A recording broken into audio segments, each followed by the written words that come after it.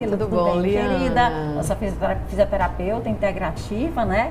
E com o Tairo Carvalho, que é psicólogo, né? Bom Isso dia. mesmo, bom dia. É um prazer estar aqui com vocês na Rede Mil Norte Comunicação para falar um pouco sobre neurociências e o desenvolvimento das nossas crianças, né? Um assunto tão relevante. Primeiramente, eu queria que você explicasse, pessoal, a neurociência. Tem gente que não sabe o que é. Eu queria que você explicasse o que é a neurociência, né? E aí depois eu vou para um papo com a Camila aqui. Bem, a neurociência especificamente, assim, ela não está atrelada só necessariamente à psicologia, né? Enquanto profissional da psicologia, posso falar bem acerca disso. Ela vai ser um ramo científico, se propõe atrelado a pesquisas, a verificar esse processo do desenvolvimento, das funções neurológicas, do próprio funcionamento cerebral e como é que isso impacta na nossa vida, e isso nos mais diversos setores. Então, por isso a neurociência se atrela a outros tipos de formação, como a fisioterapia, como a fonoaudiologia, como a psicologia, a medicina. Então, é o estudo do sistema nervoso ali, né, em diversos aspectos.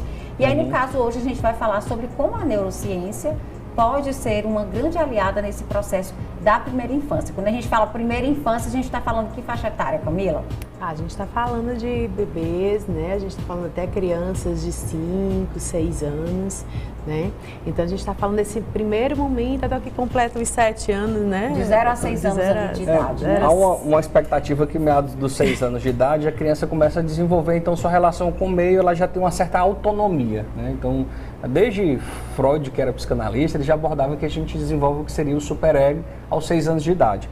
Mas essa relação propriamente dita do funcionamento cerebral e ela ter então esse processamento do que de fato é o certo e o errado, ela conseguir executar essas atividades. Porque esse desenvolvimento ele vai passar por inúmeras fases, né? É importante a gente entender também que cada criança tem o seu processo de desenvolvimento, né? Diferente, de forma com que a gente tem um parâmetro geral de características, como por exemplo a fala. A estimativa é que a criança com meados dos 2 anos de idade, ela desenvolva a fala.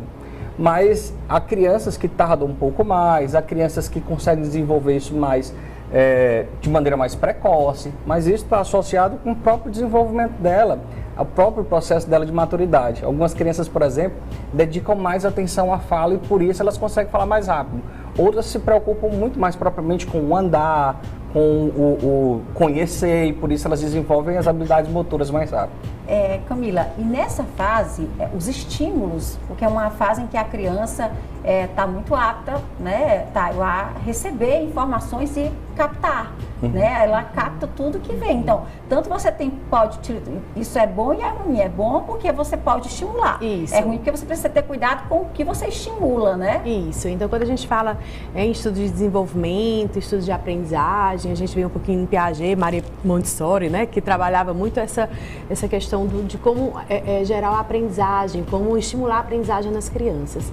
Então, se a gente se coloca em pensar que esse processo de aprendizagem da criança tem muito nos livros a comparação com a construção de uma casa, né? Você faz a alicerce da casa e você vai colocando, né, toda aquela parte das paredes, do telhado, até finalizar com partes elétricas. Se der um problema na última estrutura, por exemplo, se for um prédio, se der um problema no 8º andar, então a gente vai ter que olhar a base, como é que está essa base, então como é que foi a base de aprendizado dessa criança. Então assim, a base de aprendizado, quando a gente fala da primeira infância, é isso que são as primeiras conexões cerebrais, é aí que a família, que a criança, que a escola tem que estimular muito, né? Através da brincadeira, da repetição, da memorização. Por isso a importância da gente trazer esse conceito da neurociência, né, doutor? Sim. Porque é isso que é esse entendimento que a gente precisa aprender, que os caminhozinhos estão sendo formados e que tudo está se criando aqui dentro do cérebro, que a gente precisa entender que se a gente não fizer esses caminhos iniciais, não adianta eu estar tentando no adulto um aprendizado se a gente não trabalhou na infância. Isso tem a ver com o próprio desenvolvimento cerebral, né? A gente tem, então, uma série de conexões sinápticas, né? Que são a comunicação das nossas células no contexto cerebral, que estabelece esse processo de aprendizado. Então, você pensa que isso é incalculável, são bilhões de comunicações sinápticas bilhões de células, e elas estabelecem, então, esse processo de aprendizagem através da comunicação entre elas. Então, quando a gente fala, por exemplo, de uma grande preocupação nossa da psicologia, eu até participo do Laboratório de Psicologia da Mídia da Universidade Federal da Paraíba, e a gente discute, por exemplo, como é que a mídia termina impactando. Hoje a mídia de tela, a criança passa muito tempo na mídia de tela. Eu já ia questionar isso. De que forma, porque o que a gente vê? O uso das telas, né? Do celular, da televisão, e a criança tende a absorver. A gente está falando aqui, né? De uma criança de 0 a 6 anos, tende a absorver mais, né? Nesse período. Então, eu opto pelo celular, porque às vezes eu não opto, mas o celular é mais fácil, porque eu estou numa rotina cansada, porque eu não tenho uma babá, eu só tenho uma secretária, ou eu não tenho ninguém, eu deixo com minha mãe. E aí é onde vem, né, essa situação, né, essa questão, né, doutor? Sim, hoje em dia é uma grande preocupação com o uso exacerbado da mídia, mas assim, a gente vem pesquisando isso desde lá da década de 70, quando a televisão começou a se intensificar. Mas, assim, quando a gente fala do desenvolvimento cerebral, a gente fala que, prioritariamente, a infância é um período muito potencial, porque ela tem uma série de conexões sinápticas que são muito mais potencializadas na infância. O adulto, ele tem, então, o processo de aprendizagem dele, em comparação com o da criança, é bastante diminuído. E quando a gente chega ali, inclusive, ao pico dos 30 anos de idade, a gente tem um decaimento desse processo cognitivo de processamento dessas informações. Por isso que a criança, por exemplo, ela tem mais facilidade de aprender outras línguas. É isso, a gente percebe com a idade chegando. Se ela... A dificuldade que a gente vai tendo, né, de aprender realmente vai diminuindo, isso é muito claro.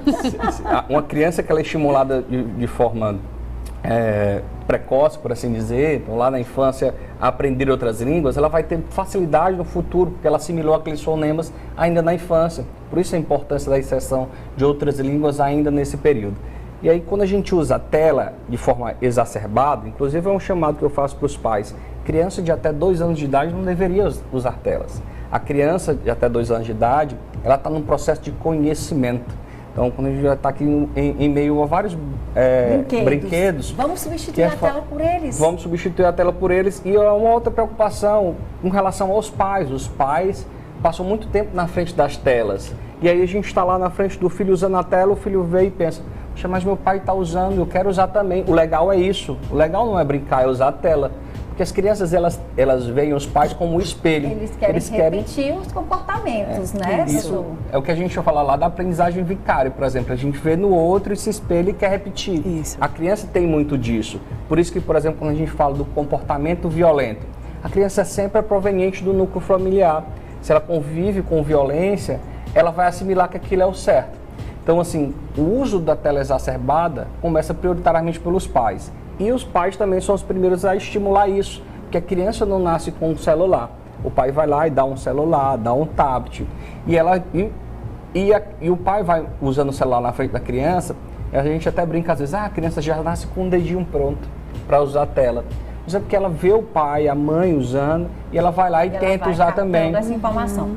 Então, assim, a gente trouxe aqui essas opções, porque o afeto ele é importante nesse processo também de aprendizagem. Fundamental. Então, se o pai senta com o filho, né, ao invés de estar lá no celular, no sofá, e brinca com ele, ele vai absorver muita coisa. A gente trouxe aqui alguns exemplos, Camila, e vamos escolher aqui alguns, junto com o Dr. Tairo, para a gente mostrar aí de que forma os estímulos, que habilidades eles vão estimular nessas crianças. Vamos aqui, o que é que a gente pode mostrar primeiro, que você sugere? Eu trouxe aqui alguns jogos que a gente pode jogar junto com o filho, né? Porque como eles brincam, aprendem pelo espelhamento, aprendem vindo a repetição, olha que interessante, o pai sentar, o pai brincar, o pai jogar com a avó, com a mãe, com a tia, estarem juntos naquele momento jogando, né? Então a criança vai chegando no final de semana, ele vai dizer, pai, o que a gente vai jogar hoje?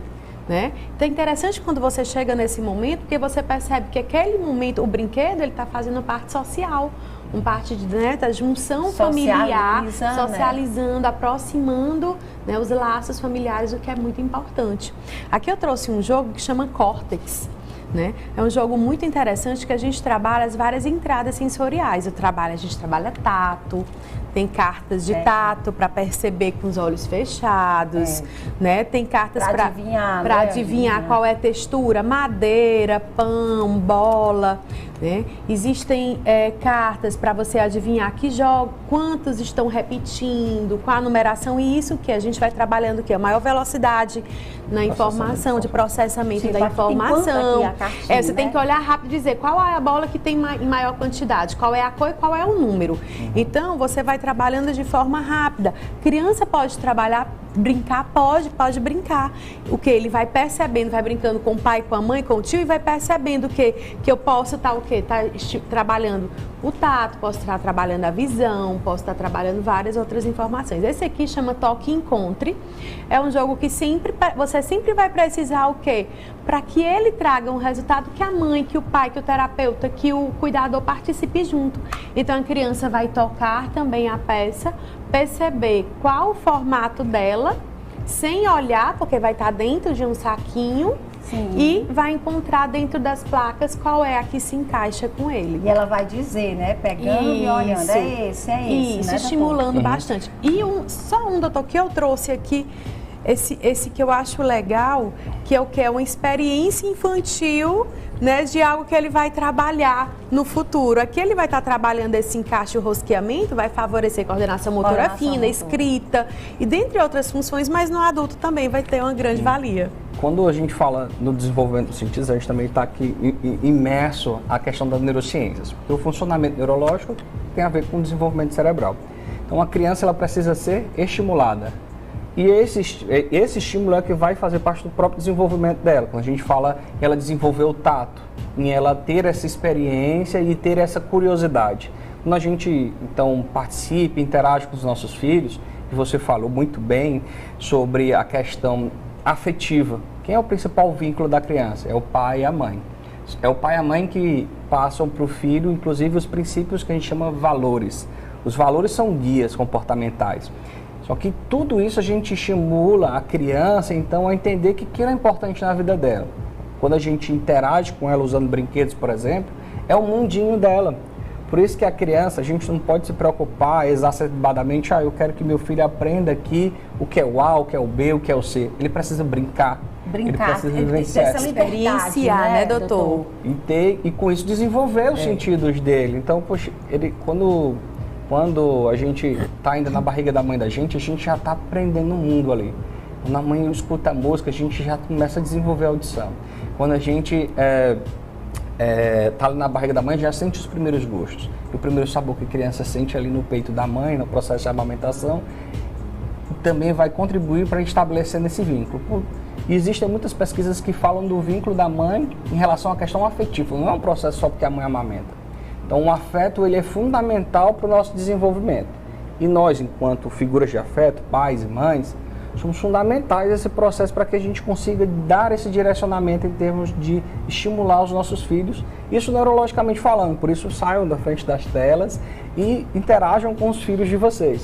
Só uma última, isso aqui também desenvolve muita concentração, eu acho, né? Que com o tempo a criança vai precisando nesse processo de aprendizagem escolar mesmo, que eu falo, né? Porque hoje falo por experiência como mãe. Minhas filhas, tenho 2 filhas, e elas falam, quando estão estudando, falam, mãe, às vezes eu tenho dificuldade de me concentrar, eu estou aqui e me perco, né? E eu acho que o uso talvez da tela muito cedo, talvez trouxe esse prejuízo. O uso das telas, eles estão atrelados a inúmeros prejuízos. Porque se a gente fazer uma analogia simples, nosso cérebro é como se fosse uma árvore. E ele está sendo então aguado, usando um adubo correto, e ele vai sendo estimulado. Tem plantas que, por exemplo, elas precisam de mais luz, elas crescem no sentido de onde está vindo a luz. Do mesmo jeito é o cérebro da gente. Se a criança então ela é hiperestimulada com as telas, elas terminam de alguma forma hiperestimulando um aspecto. Então, para que eu vou elaborar, responder um problema se eu posso buscar aqui como uma estratégia digital? Então, a gente tem que ter essa preocupação no sentido de estimular eles, que eles possam resolver problemas, por exemplo, simples, como a gente vê aqui nesses brinquedos. Então a gente consegue, por exemplo, como é que a gente consegue executar isso? Sinta aqui como é que isso acontece. E a gente vai então dando esse direcionamento. Tá?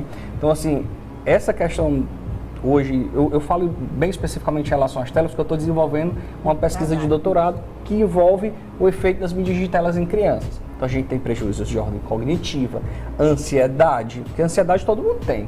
mas as crianças estão sendo hiperestimuladas, então ela vai usar o tablet demora um pouco mais, ela fica irritada. Se ela usa o tablet até tarde da noite, ela tem dificuldade para dormir. E aí no outro dia ela vai ter dificuldade para ir para a escola, ela fica irritada. Aquela irritabilidade está atrelada ao uso da tela. Por quê? Porque a tela hiperestimula. Lembra que as crianças elas têm inúmeras conexões neurosinápticas. Quando ela está hiperestimulada, o cérebro dela é como se tivesse uma explosão gigantesca ali. Só para finalizar, então, brincar mais, né? Brincar mais, Camila, e com estímulos multissensoriais, né? Porque multissensoriais, estimulando as várias entradas sensoriais para uma maior conexão cerebral, né? E o melhor desenvolvimento e aprendizagem da criança. Então, chamamos os pais, né? Para colocarem as crianças para brincar e brincar junto. Obrigada, tá bom, doutor Tário? Muito obrigada. Por convite, Camila. Esperamos você semana que vem. O prazer é sempre nosso. Olha só, gente. E a Brincar, né, nossa grande parceira desse quadro, é uma loja de brinquedos da Adapta Fácil. Ela acredita no brincar como a fórmula para a felicidade e a alegria de toda a família. Sempre atenta em oferecer produtos que estimulem o desenvolvimento cognitivo e motor de crianças em todas as idades e também em adultos, é claro.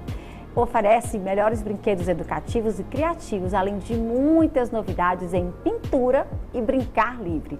Todos os brinquedos da Brincar, os quais são criteriosamente escolhidos, buscam desenvolver habilidades psicomotoras como o raciocínio, a coordenação motora, a noção de cores, de sons, de formas, letras e números, além de desenvolver elementos fundamentais na formação da personalidade. Vamos brincar e estimular os nossos pequenos, tá bom? Quero convidar você a conhecer uma das nossas lojas na Avenida Nossa Senhora de Fátima, 520, tá bom? Lá no bairro Joaquim, super bem localizada, e outra na Avenida Gino Cunha, na Ilhotas, também bem localizada aqui na zona sul de Teresina. E você pode também pedir atendimento da loja através do Instagram, que está bem no seu vídeo, que é @brincar.adaptafácil, ou através do telefone, tá? 86-9999-6712. Brincar, loja de brinquedos criativos e educativos. Esse foi o quadro Brincar e Aprender de hoje.